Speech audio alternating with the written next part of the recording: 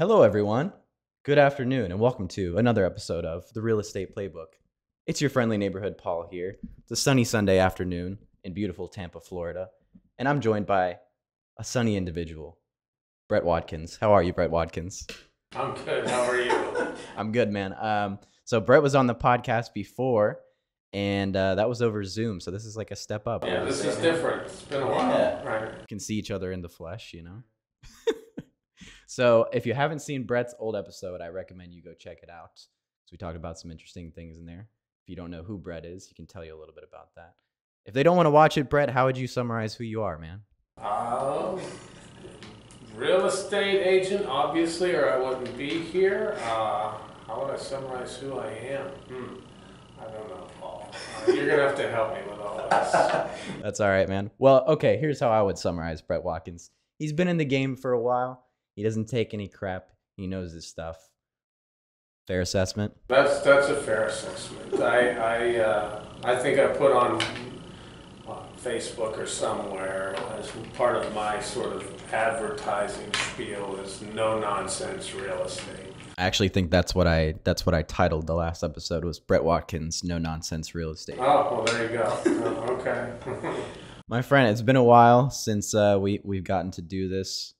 And we haven't seen each other in a minute either, so I'm sure there's a couple different things we could talk about. But I was just telling you before we started rolling, I don't really keep up with the real estate market a whole lot these days, other than what I see on Facebook and that sort of thing. Obviously, that's your profession, so you're more well-read than I am. What kinds of things are you seeing out there, man, that I might not be aware of? Is the real estate market changing, shifting? Oh, well, yes, absolutely. So, for the last almost 2 years, it's still a seller's market. It's been a seller's market for several years. The last two, it's been a ridiculous seller's market. Oh, yeah. So to the point where here's my price. If you don't like it, that's fine with me because I've got 10 other people waiting behind you. They're outside right now. Exactly. I don't care what the appraisal comes in at. I don't care basically about anything you have to say. Here's my price, take it or leave it. And that has all come to a screeching halt. And that just happened within the last probably 3 weeks, maybe a month at the most. And it's due to the interest rates jumping up. It's changed the ball game completely. So the buyer pool is shrinking, in other words? People just don't want to take the rates, kind of? I don't know that the buyer pool is shrinking, but it definitely made everybody stop in their tracks for a minute. Yeah. Because it was like historically one of the highest mortgage rate jumps ever. We went from 3% to almost 6% within a matter of, it doubled in a matter of a month. And, when you calculate out your mortgage payments, there's a certain amount of buyers that, they're concerned with how much the house costs, but when they're doing their budgeting, it's like, how much is my mortgage payment going to be? Yeah. How much is that going to be? And what's happened, the median price house here in the Tampa area is roughly $350,000, $400,000, more like $400,000. Well, my mortgage payment just went from, say, $2,400 to $3,000, depending on taxes and insurance. It's anywhere between a $500 and $700 per month increase in my mortgage payment. That kicked a lot of people out. I can't afford that now. Yeah. I either have to buy a smaller house, or I have to go make some more money and figure something else out. So it's changed, yes. That's tough, man. I think we're seeing that in the rental market as well. Big jumps in monthly payments and that sort of thing, because they tend to mirror each other, do they not?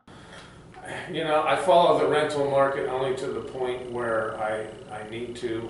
And, but, rentals are sky high as well.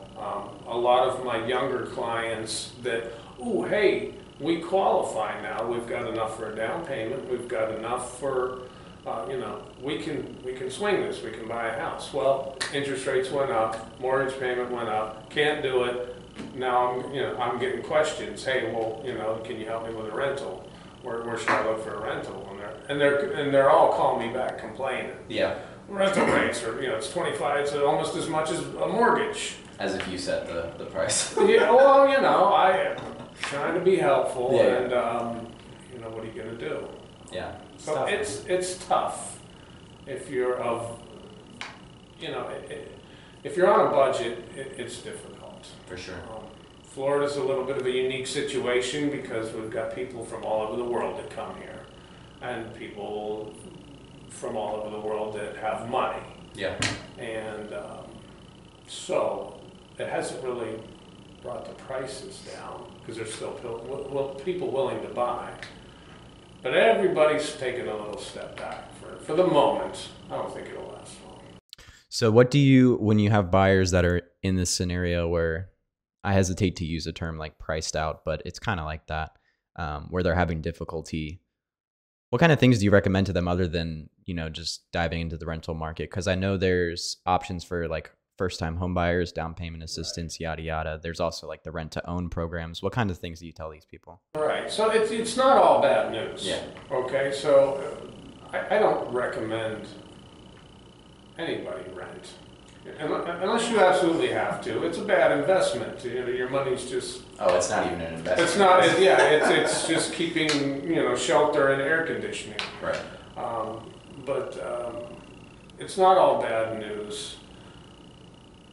Being that everything's kind of slowed down as far as the buyers making these crazy offers and putting up with that, sellers have had to come back to the table.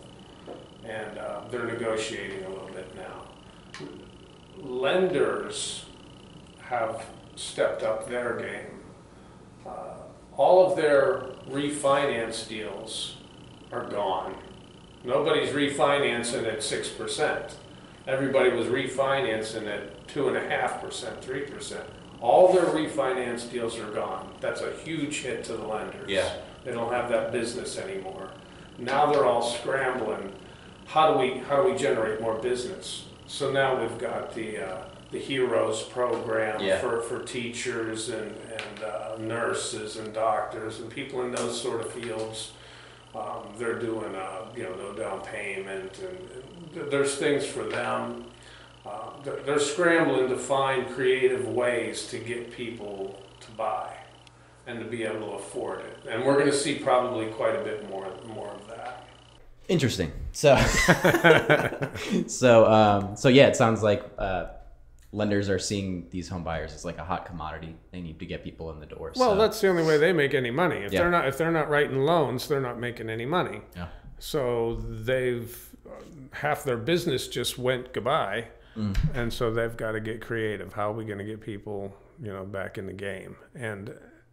And so they're coming up, and there's going to be more of that, I would imagine. And it's going to get competitive, super competitive. Not that it always has been, but even more so. Interesting. And the nice thing is we're going to see a return, I believe, to FHA loans, VA loans.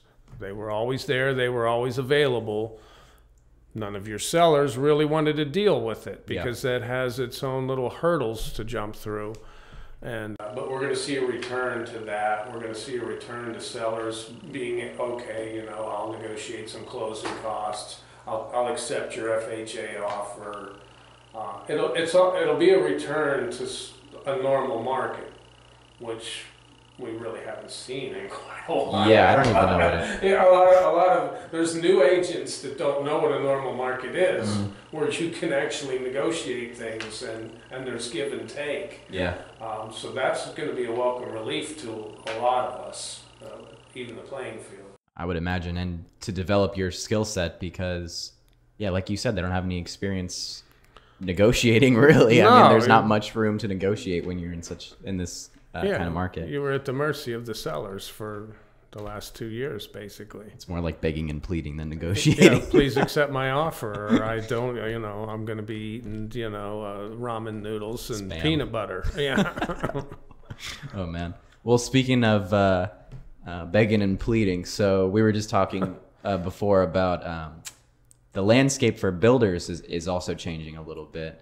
Yeah. Can you talk about that? Because again, this is just stuff that I see on Facebook. I see agents in these groups talking about, oh, well, the builders are finally picking up the phone, or they're calling me now. And so what led to that, and why are we in this situation? Well, same deal. Yeah. Interest rates doubled. And that's the builders are going to have, I believe, a rough time here for 6 months, a year, however long. So 8 months ago, you go to buy a house. Okay, great.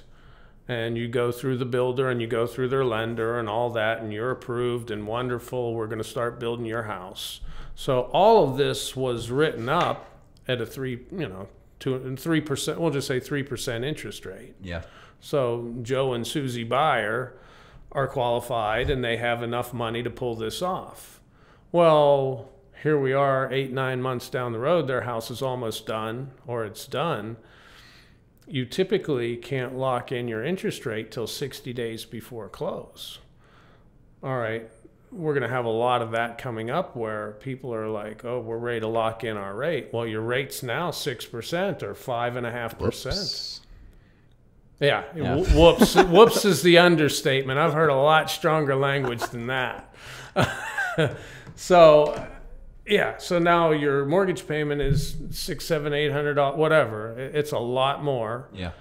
And they can't they can't qualify, or we don't have that kind of money. We can't do it. What do you.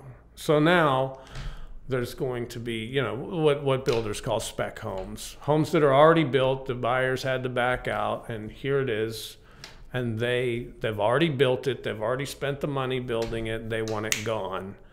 And some of those hopefully will go for some, reasonable, as far as new construction can be, reasonable prices. And there should be more of those coming to market. So Brett, do you think they're going to start offering incentives to agents, to buyers, that sort of thing? Oh, they've already started. Yeah. So, over the last 2 years, it was, oh, you're an agent? We don't need you. Thanks for stopping by. I've got 50 people outside. We've got a waiting list 10 miles long. I don't need you. There's bidding wars over the lots, all kind of stuff. It wasn't hardly worth your time a lot of times to go, with the exception of a couple builders that kind of held fast, and D.R. Horton continued to pay realtors, but now everybody's back. Oh, maybe we should pay these guys again. Maybe we need their help. Maybe it would be nice if they brought us some clients. Mm-hmm. Yeah. So it won't be long. They'll be back here at the brokerage bringing donuts and coffee and telling us how great they are. And we have a bonus program for you and all this other stuff. I do like donuts and coffee. Yeah, so it's coming. It's coming. It'll be fun to see. Yeah, smart move, I think, on D.R. Horton's part there, because whether this is just because they can afford to pay realtors, that might be one way of it. But it seems like they probably recognize, well, the market's going to turn at any point, and we need to kind of maintain good relationships with these people. Yeah, they didn't burn their bridge. Yeah.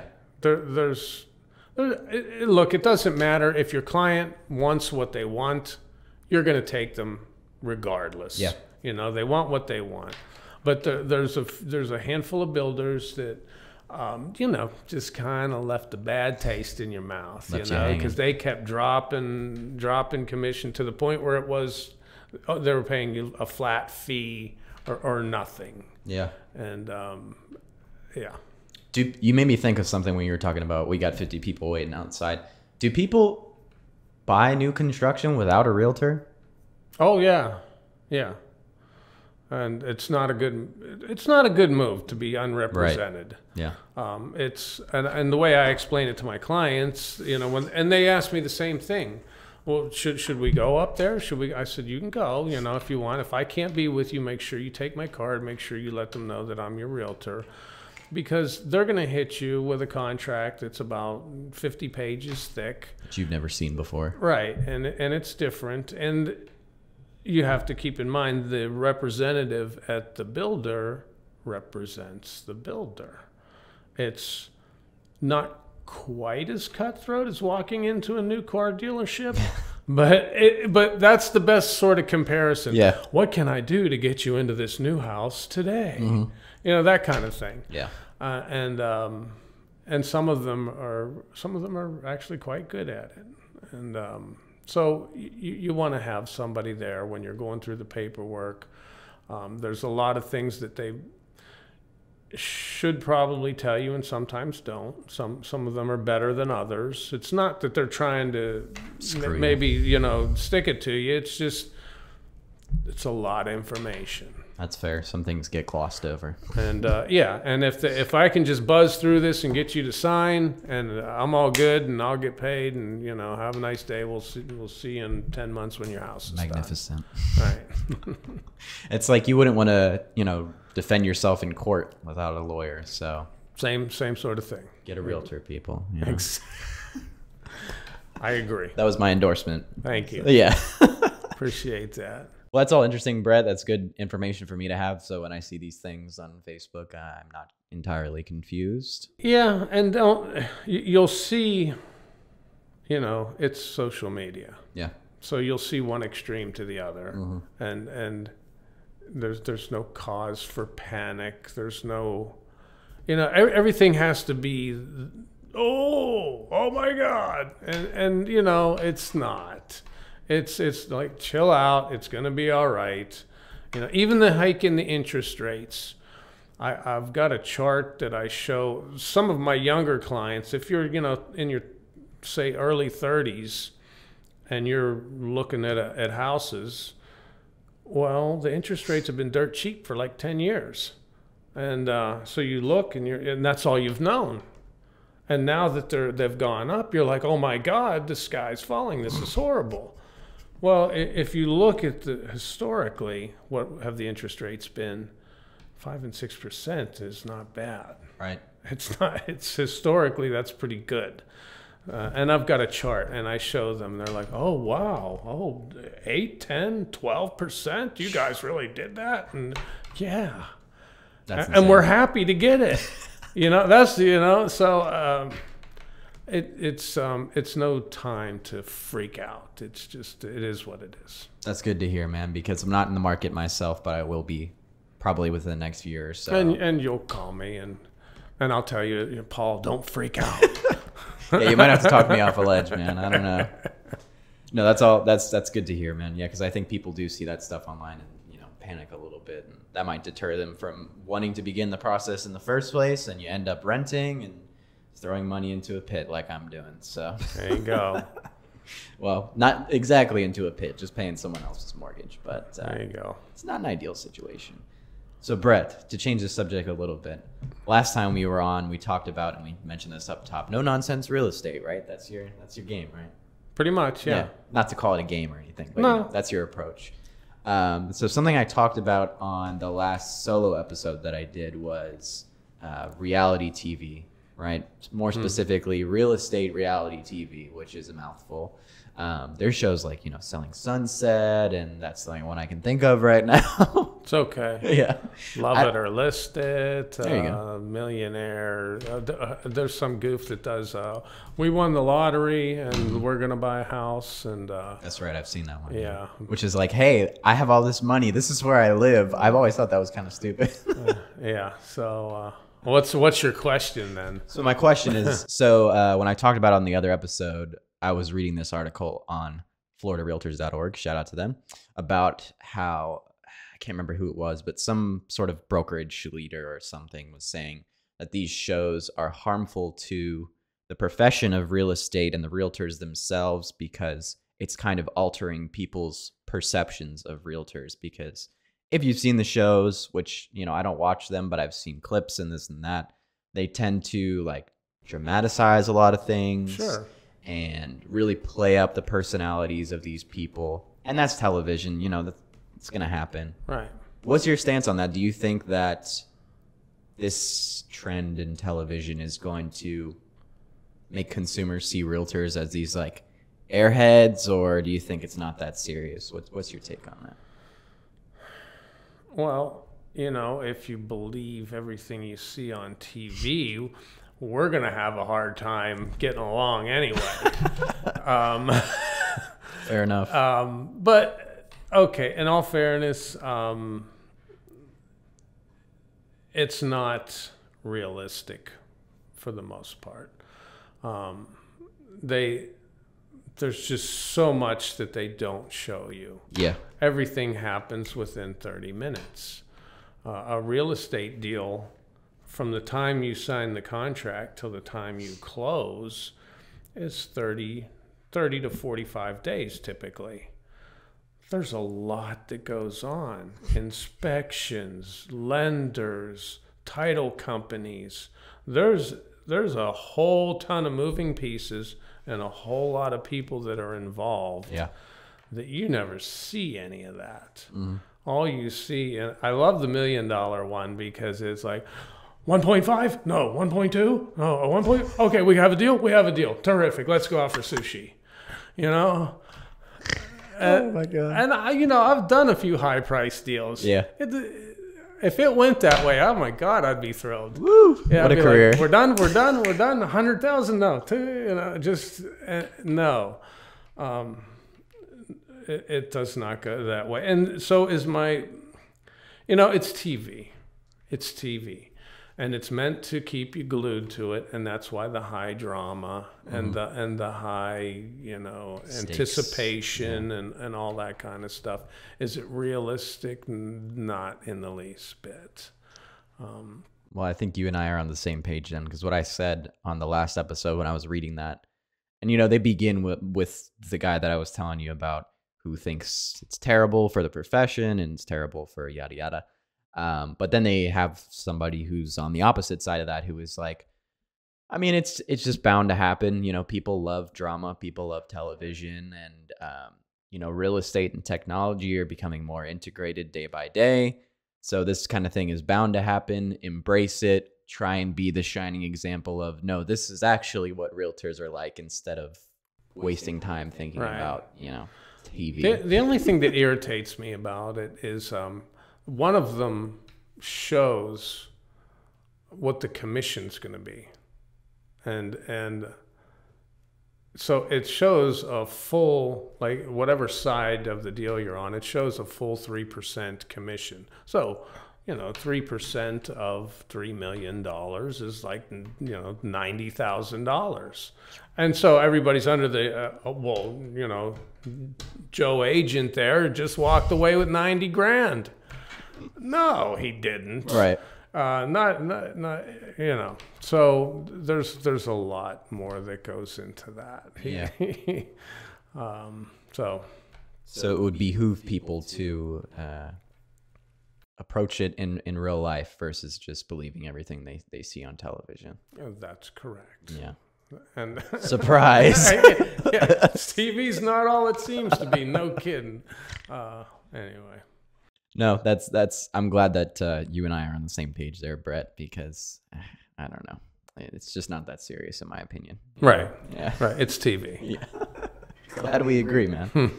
So another little topic switch here. I think we kind of talked about this the last time you were on, but we didn't really delve too much into it.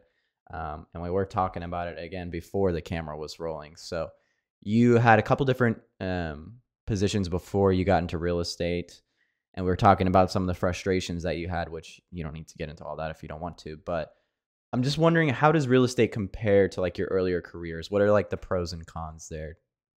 Well, there's definitely pros and cons. Yeah. I like it. I enjoy it. It gives me the freedom to make my own schedule. It gives me the freedom to work with folks that I choose to work with, and they choose to work with me. So I get a lot of choice and a lot of freedom with this career path. Now, having said that, I get to sort of choose my schedule.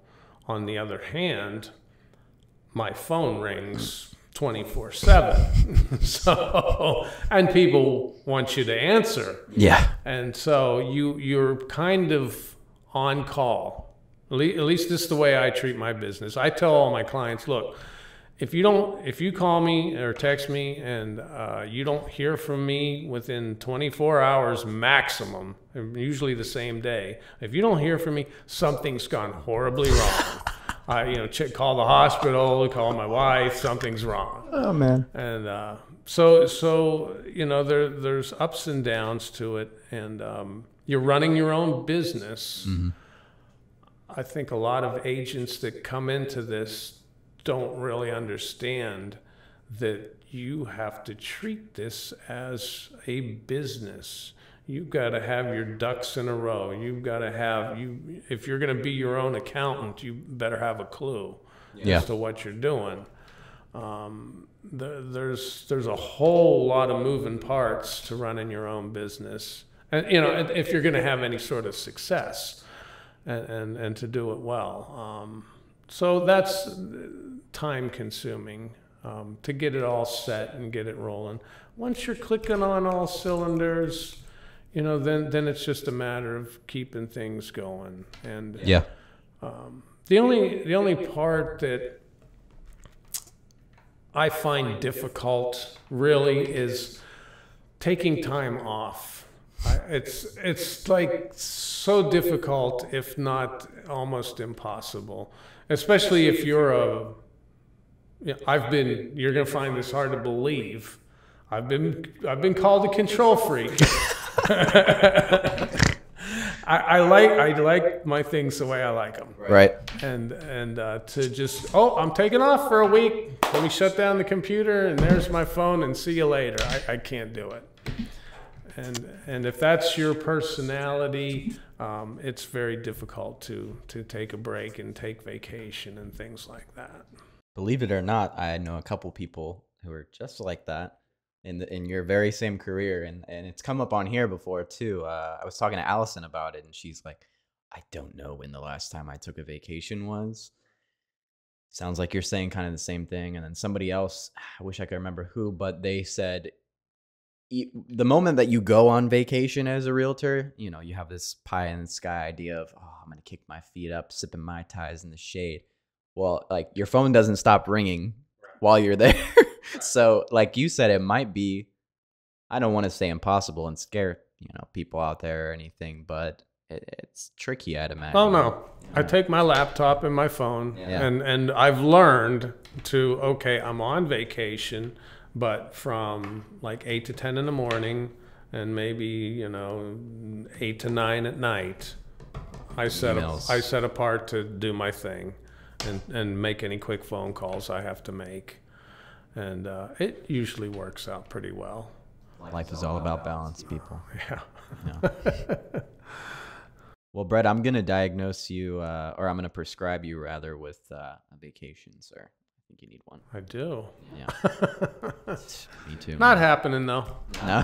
No, not happening. Well, how about within the next, year or so? Like November-ish, maybe. November, December, somewhere in there. Yeah. Interesting stuff there, my friend. So there's pros and cons. To sort of get back to the root of my question there, there's pros and cons, but it sounds like to reap all the rewards, the pros that are so often touted about real estate as a career that you might even see on TV, you have to be well disciplined and you have to be kind of a self-starter, because if you're screwing up, nobody's going to save you, really. Well, and that's one of the things that I liked about being in real estate. If things aren't going well, I don't have 20 employees to yell at or blame it on. Yeah. It's all me. What's the problem? Well, there's only me. I'm the CEO, the president, and the only employee. So if something's not going well, I got to figure it out, which I like. There's nobody else to blame. So you've got to do whatever you've got to do to right the ship. You're the busboy, the chef, and the owner. All of it, exactly. So and I see that as a pro. Other people that you've got to definitely be self-motivated, driven to a certain degree, and hold yourself accountable by some means or other. That kind of led me just now to like a very deep, perhaps philosophical thing that I'm surprised has never come up on here before. But like, you just got me thinking, when you are your own boss and you're answering to yourself, when you do screw up, which is bound to happen, and you have to, as you said, right the ship, I'd imagine that leads to a lot of, what's the word I'm looking for? Self-analysis, reflection. It forces you to kind of confront your weaknesses, shortcomings in your life and in your career. Am I getting too heady there, or does that make sense? No, not at all. I mean, it does. Yeah. It's like anything else, you know, competitive sports, sale.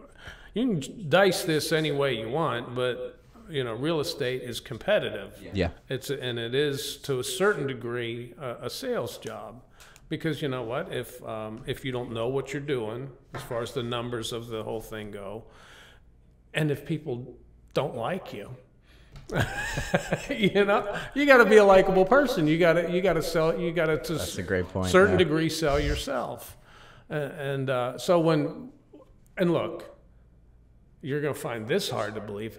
Not everybody likes Brett Watkins. I'm not everybody's cup of tea. Hey man, I was shocked. I was shocked. I was very hurt early in my career. I was like, that guy doesn't like me. He can't be my, you know, but that's the way it is. Yeah. And it does make you evaluate and, okay, what did I do wrong? What did I say wrong? Where did I, you know? And luckily though, in a brokerage, you've got a bunch of other agents. Yeah. And of all varying levels of experience. And personality. And you can bounce you know, because that's why we have our little get-togethers and meetings. You bounce all this off each other. And you know, it's not like you're completely alone, and you know. To your point about the individuals not wanting to work with you, I would think some of that is kind of nice, right? Because at the end of the day, if Brett Watkins isn't your cup of tea, that's fine. Brett Watkins doesn't need to change fundamentally who he is to get a sale, and I think that's one of the pros of the career. And I've done that in the past, where I've taken on clients that I was fairly convinced right from the beginning, this is going to maybe be an interesting ride. I'm being as nice as I can possibly be, you know, and it turns out that I was correct. Hey man. And you know, we got to the finish line, but I learned over time, you know, you're not meant to get along with every single person in this world. And if you're going to be in business together, especially in a real estate deal, there's a whole lot of trust that has to be formed, and it has to be formed fairly quickly. Yeah. Hey, would you like me to sell your $500,000 house for you? Right? You know. Let's do it. Okay, so you know, well, hey, we're gonna have to form some amount of trust, right, that you know that, hey, I'm gonna get it done for you, and I'm gonna be there for you, and so you know, that's a big part of it. Without a doubt. Yeah, that just kind of unlocked something that I hadn't thought of before. So, freaking Brett Watkins, everybody. Man, the time kind of flew. We're at like a half hour right now. All right. Well, Brett, I appreciate you coming on, sir. I'm always happy to talk to somebody who I know pretty well. It usually goes pretty well. No, we know each other. That's why I agreed to come on. It's Paul. Yeah. How can I go wrong? It's Brett. How can I go wrong? So, as with the first time, man, you provided some valuable insight, and I appreciate that. Not a problem. Anytime.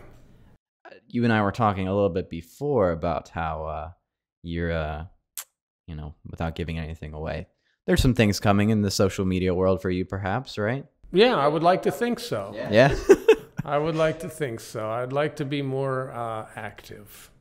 Absolutely. So on that note, is there anything you want to promote? Where can people find Brett Watkins? Oh, anything I would like to promote? Geez, you put me on the spot. No. All right.